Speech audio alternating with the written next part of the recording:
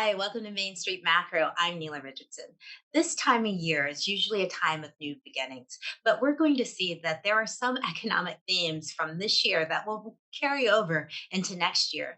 Meanwhile, new themes that we don't even know yet are already emerging. And so today we thought we'd spotlight what we want to know about what's going to be next for Main Street next year. The first thing we want to know is what will the Fed do next? You see, unlike my puppy Lavender, the Fed really doesn't want to be the center of attention, but that's exactly where they find itself, with inflation surging and the jobs recovery not quite complete. To put the Fed's plight into perspective, the last time inflation was this high, 6.8%, the oldest millennial, who is now 40, was just 1 year old. What that means is both the Main Street and Wall Street has gotten used to very low inflation over the past 4 decades. And that's enabled the Fed to keep rates at really low rates, near zero over this past recovery process. Well, they can't do that anymore. Inflation is too high. Rates are likely to go up, and with them, borrowing costs, credit cards, automobiles, mortgage rates for Main Street, business loans even will also go up in the process. And so, what we don't know is when the Fed will start raising rates, how high they'll raise those rates, and what the overall effect will be for Main Street. The second thing that we'd like to know is when and how will the jobs recovery proceed in 2022? You see, the unemployment rate has come down remarkably since the early days of the pandemic. It went from almost 15% to about 4.2% in the latest report. But that still means that about 4 million workers are still sidelined by the pandemic.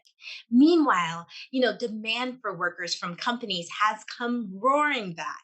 And we've seen job openings surge in recent months. And there are now, on the face of it, many more jobs than there are workers. So over the past year of this recovery, we've gone from asking, where are all the jobs, to where are all the workers and when will they come back?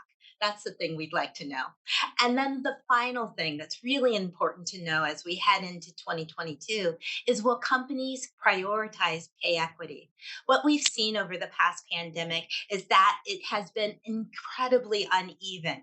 First of all, low income workers took the brunt of job losses. People of color have had the hardest time finding jobs post pandemic, and women have shouldered many of the added responsibilities for families, keeping their participation even lower and taking a hard hit in terms of job losses as well. So, what we do know is that when companies are more inclusive in their compensation packages and include pay equity, not only do they get better results, the economy does better as well. We've also seen that childcare is an important and critical part of the infrastructure needed for working families and women in particular to get back to work. And that is a key question going into next year. Will childcare be supported for Main Street? And so while there's still some uncertainties about the year ahead, there's also been some lessons learned too. We know that a healthy economy really requires a healthy Main Street. Well, thanks for watching. Thanks for watching the Main Street Macro over the course of the year. It's been a delight to be with you. We wish all of you a happy, healthy, and safe New Year's.